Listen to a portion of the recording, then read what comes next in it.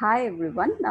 Today I'd like to invite and interview a professional from India who is the founder of She Mantra, who has started this group with women leaders around the world. And we are in a growing stage. And I'd like to introduce her first and then discuss further uh, how was her personal growth. Okay, let me begin. Uh, Shilpa has got over 25 years of experience in consumer and lifestyle brands. She is qualified in economics, then marketing and business, and then strategic leadership. Her career transitioned as sales director, training director of Oriflame, then joint managing director of Warwork Group, then as managing director of Tupperware India, and now started her own firm, Mantra, which is a consulting and coaching business.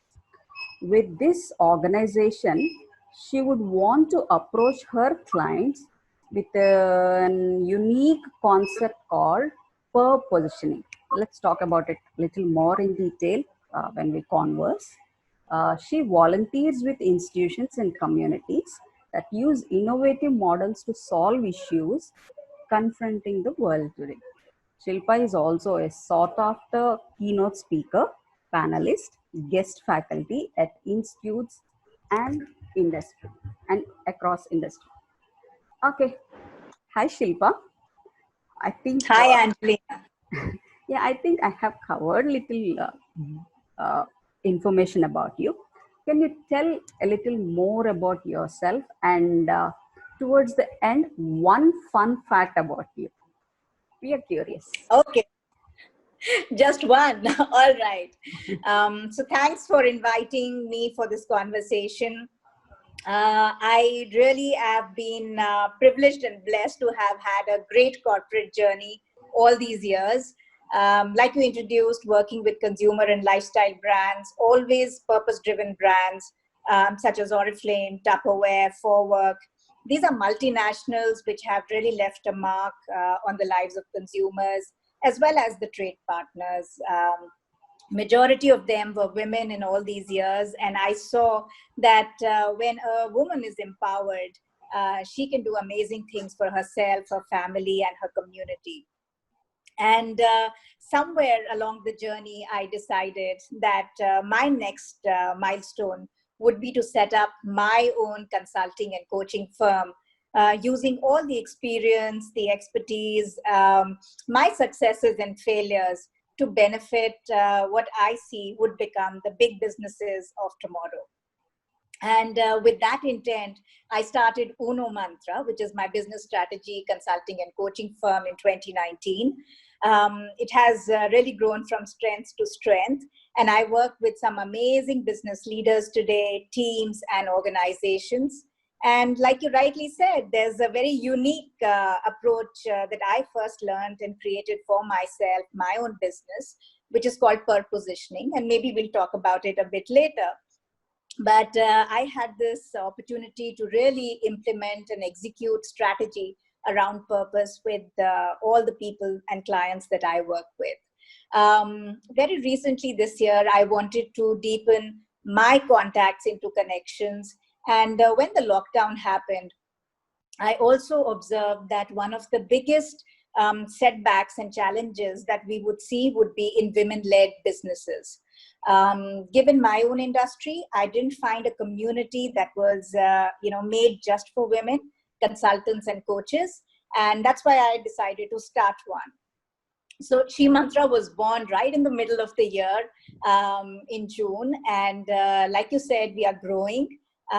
We have a good presence in India today and now growing globally too. And it's my dream to bring really powerful women in consulting and coaching together so that they grow their practice by growing themselves. And these are two passions that I nurture today. Uno Mantra, my own strategy firm and coaching firm, and She Mantra, this wonderful community that we are all building together. And you are very much a part of it now. Thank you.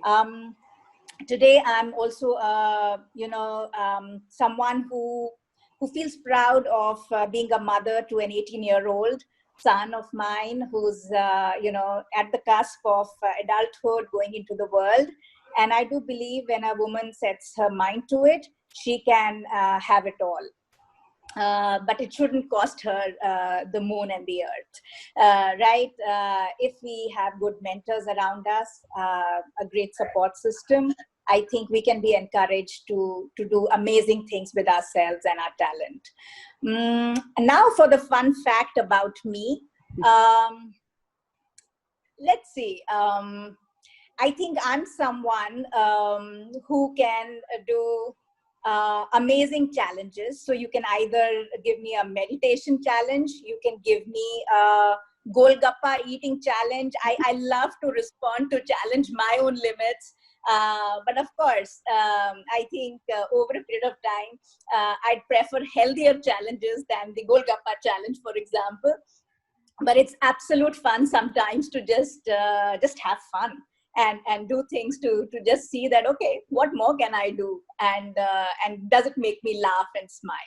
So that's my fun fact of the day. Yeah, we can surely have some cheat days. Oh yeah, of course. Yeah, okay, let's get on to a little more deeper. So positioning is your unique word for your mantra. So can you tell a little bit more about how this positioning you want to describe and you are going to impact your clients? Sure. That thing. Yeah. Right. So I have a firm belief that all of us are born on this planet for a purpose, right? And they say that we're actually born twice over. The day where we physically come into the world, and the other is the day where we come to know why. And I really feel that joy, that amazing fulfillment, that unending passion comes to someone the day they do discover their true purpose. And I have lived it myself now that I am building Uno Mantra, and now with She Mantra as well. Many people ask me, what drives you and how can you be so relentless and resilient, Shilpa? I think when you love what you do, it just, manifests in all this excitement and also outcomes, which are very, very important for any individual. So I really realized that when this could have such a big impact, I started to deepen my study. The Ikigai concept is not new for most of us now. And I thought that was a great framework to be able to apply to business leaders, their teams, as well as the entire organization. Today, when we see that there is so much broken in many ways, especially in the world of business, we see disengagement in teams. We also see great organizations losing their way, and sometimes even getting beaten by young challengers, startups. I think somewhere along the line, when you go down, you realize that it is because they lost their sense of why. Yeah. And because they did not reinvent themselves fast enough while keeping the core purpose alive, I think a lot of things start happening and we don't realize it till it's too late. So my big belief is that if we can build strategy inside out based on the core purpose, align the leadership, align the teams and the entire go-to-market as well as the brand around that core purpose, I think we will be much more authentic as a business, as a brand, which will give us more sustainability. Also look at millennials and Gen Z. I think they ask a lot of questions out of brands today. They are, not just willing to buy any and everything. They make sure that their share of wallet has started to go to brands which also stand for something just beyond profit. So that's where I feel that before businesses are forced to adopt a purpose which they don't believe in just to look purposeful, I'd rather support brands and leaders to understand their real purpose and grow with it. So that's purpose positioning. Okay. So I have noted three words: ikigai and purpose.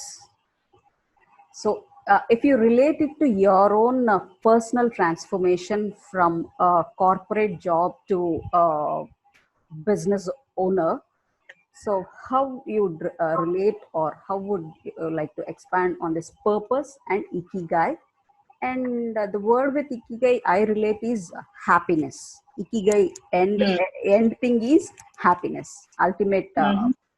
end product. Mm-hmm. So if you see these three things, purpose, ikigai, and happiness, so how you have transformed, how you would like to relate it to your own personal journey? Sure. So for me, I think they are pretty much one and the same thing, right? So ikigai is really nothing but a simple way to define living a purposeful life. And when you are living your purpose, I think, like I said, that joy, that fulfillment, that happiness is an outcome of really living your purpose. For me, I think, this went back several years. And I had the privilege really to move to brands one after the other, which were all working for a purpose.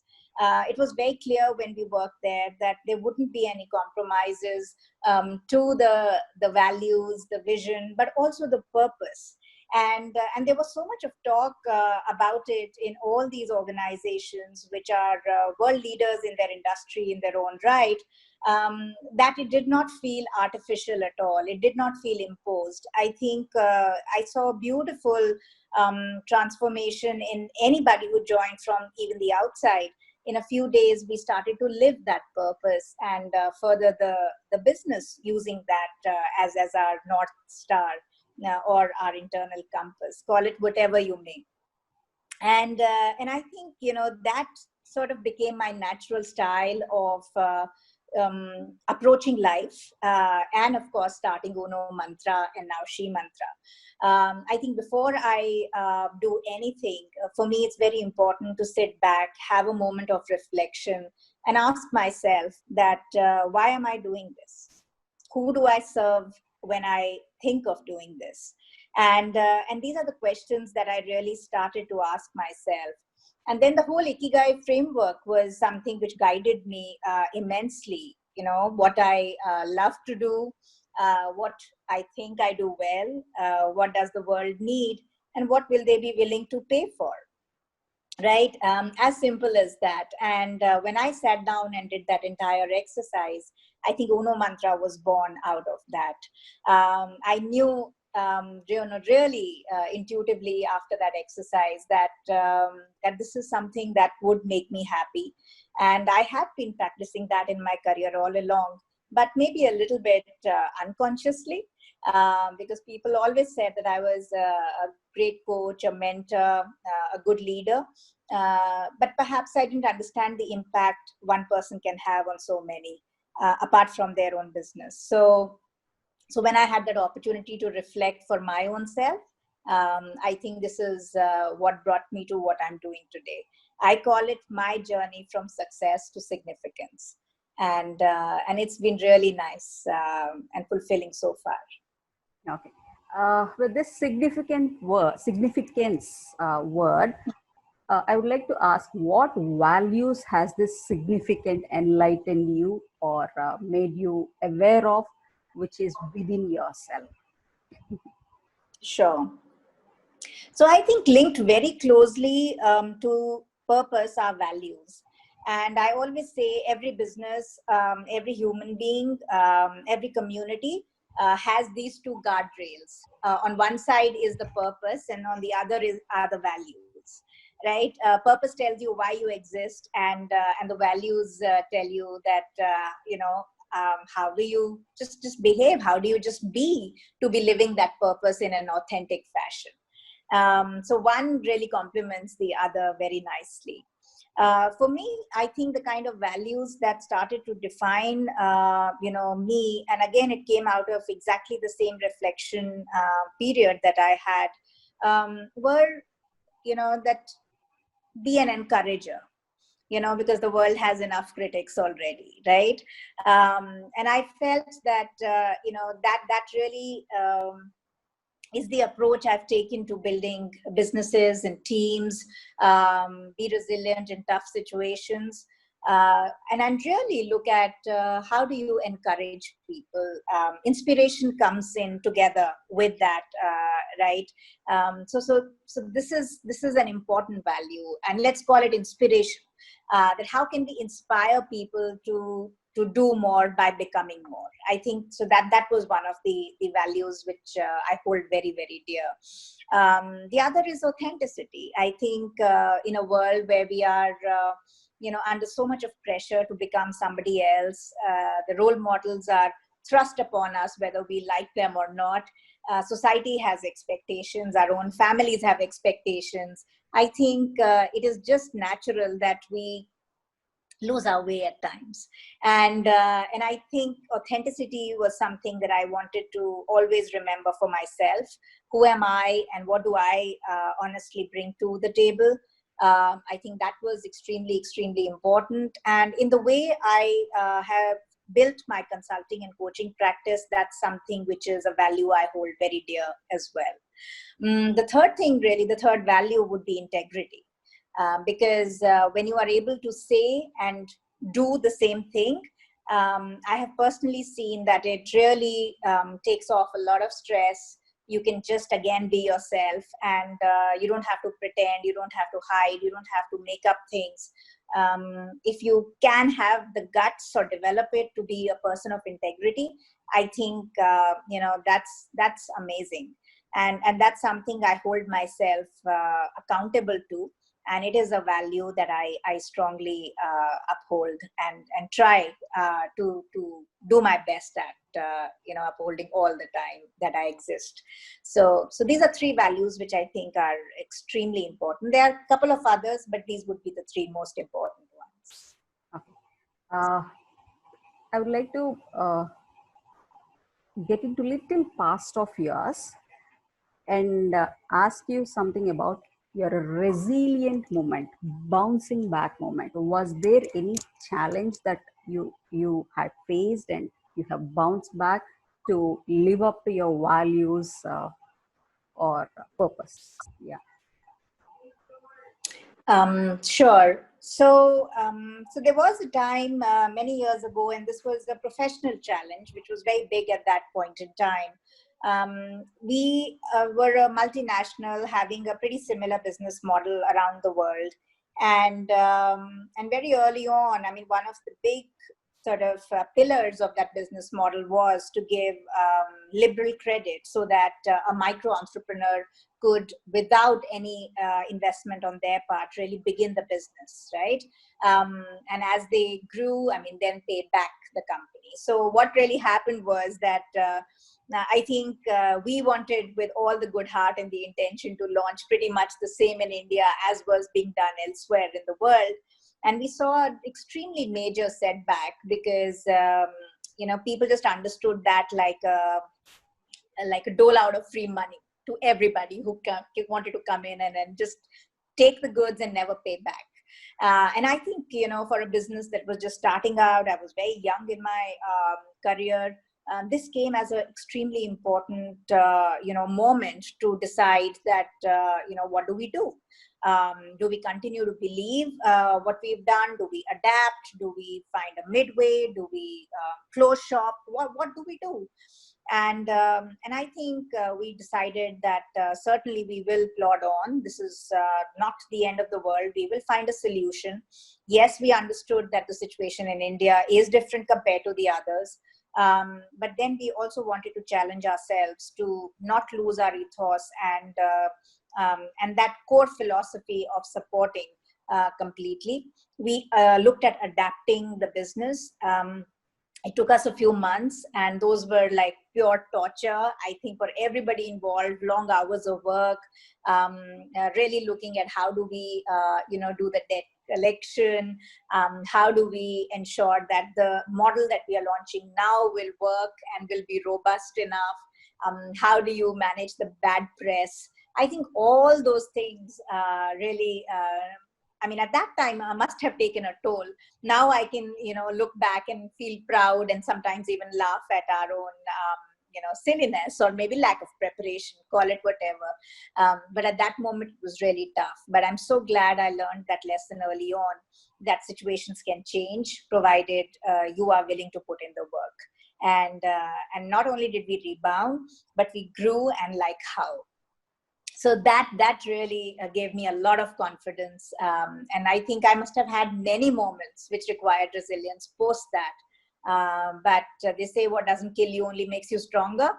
So I think I moved from strength to strength, one adverse moment or situation after another. And I'm sitting in front of you smiling today, but I think it was a tough situation for sure. Yeah. As coaches, we don't usually talk about negative aspects and things. But then personally, still I would like to know about a personal challenge which you have overcome all by yourself, not as a team or a group or an organization, but you as a person, individual, how you have overcome that. What was the challenge? How you have overcome that? Can you just give one example? Right. Okay.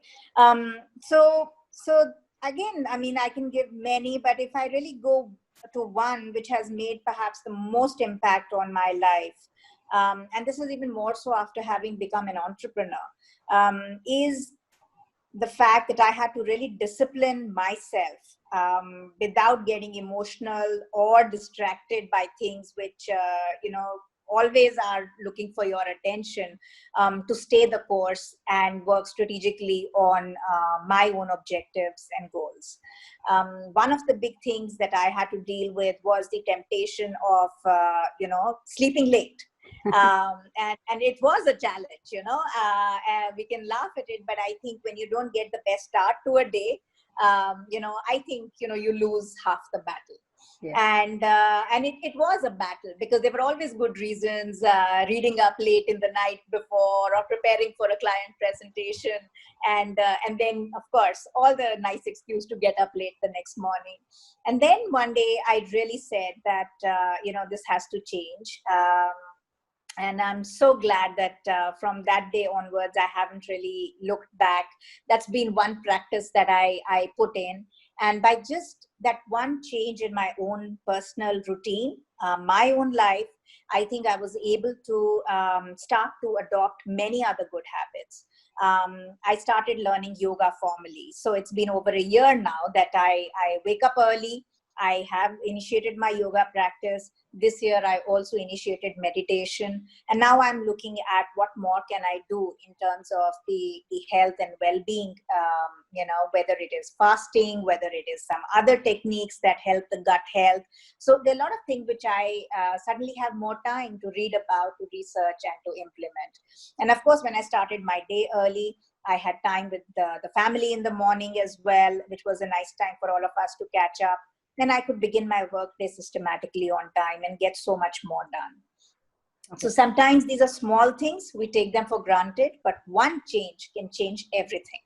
Yeah. So the change in your life is to begin yoga, I think. So if I understand correctly. I would say it started by waking up at 5 o'clock every day. And then yoga came in because I did that waking up at 5 o'clock. I could accommodate an hour of yoga too. Yeah. Okay. So waking up. Okay. Now we'll move to the other part of it, work and life balance. With your challenges and impact, uh, how would you like to talk about work and life? We usually don't distinct that, but then how you dance with it together? Mm-hmm. Right. And absolutely, I think the way to look at it is to dance with it and not overthink it, which I feel that I haven't overthought it ever. I think the challenge really becomes bigger and unsurmountable, where we have a certain idea that life really should be like this. And when it isn't, then it adds up to a stress, and you feel guilty here and you feel guilty there. You feel inadequate here and inadequate there. So many years ago, I decided that's not the kind of life I would like to lead. And that's where I mindfully chose a professional journey that really, was exciting for me. It was thrilling. It was a new day every day. I was learning amazing things around very nice, inspirational people. And your environment actually makes you also the kind of person you become, right? So for me, I think it is really about continuing to become the person that you are meant to become. It's a journey, and we have to constantly reflect and have bigger goals. The only day our challenges become bigger and unsurmountable for us and add stress is when we stop dreaming, when we stop converting those dreams into goals, and converting goals into bite-sized actions and tasks that we should take on an everyday basis. I always have had a reason to get up, right? And when I felt lethargic and I was getting up late, I went back, and that was one of the things I said, that okay, what do I love to do, and let me start my days by doing more of that. So that gave me an exciting reason to get up early, even without an alarm clock. And small things like that make big changes. I also believe that there's nothing called a work-life balance. I think it's an equilibrium that we strive for. Um, in my coaching practice, I talk a lot about the wheel of life, where we have different sections, which beautifully integrate together. There is the professional, there is the relationship side, there is the spiritual side, there are hobbies, there are impact initiatives, what we do for others. So all these things make us a complete human being. But at no time will all these sections say that, okay, 2 hours of this and 2 hours of this and 2 hours of this. All depends on our life stage, our goals, and we may decide at some time to give more time to our profession, sometimes to our personal life, and both are okay. As long as you are living your highest priorities, growing as a person and as a professional, I don't think we should put ourselves in artificial boundaries and stress ourselves unduly. So that wheel of life, I think, has been a guiding force. And that's a framework I use in my coaching sessions as well. Okay. So first implementing in yourself and then sharing with others. Okay. Always. Yeah. Let's move on to what would be your message to the world as a consultant, coach, and founder of Women Leaders Group? Okay. I think the message really is that we are a speck in this universe, and with all humility, I feel we must get our act together, as an individual, as a society, as a nation, as part of nations on this earth. Nature's had enough of us messing around. And today, I think my biggest thoughts are towards sustainability.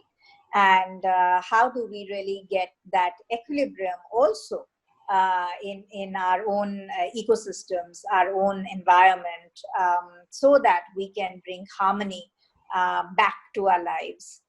Otherwise, I think we will be moving from crisis to crisis, and that's not the way any of us would like to, live. Let alone, think of survival and then thriving out of that whole constant crisis after crisis. So this is something that I really feel that we must take good lessons, look at our own lives and our lifestyles, and do everything possible to harmonize our existence with the laws of the universe. Yes, I agree with that. We are part of the world. We are not tamers or rulers of, controlling. We are not the controllers of the world, how it should operate. it operates by itself. We are part of it. We have to be in harmony. Yeah, thank you. It was Correct. great conversation with you. Look forward to more association with you. Thank you. Thank you, Shilpa. Thank you, Angelina. Thanks for all the lovely questions. I think every conversation becomes a coaching conversation when you think deeper, Yes. and you had that effect on me. Thank you very much. And I wish you all the very best in your endeavors, both personal and professional. Good luck. Thank you.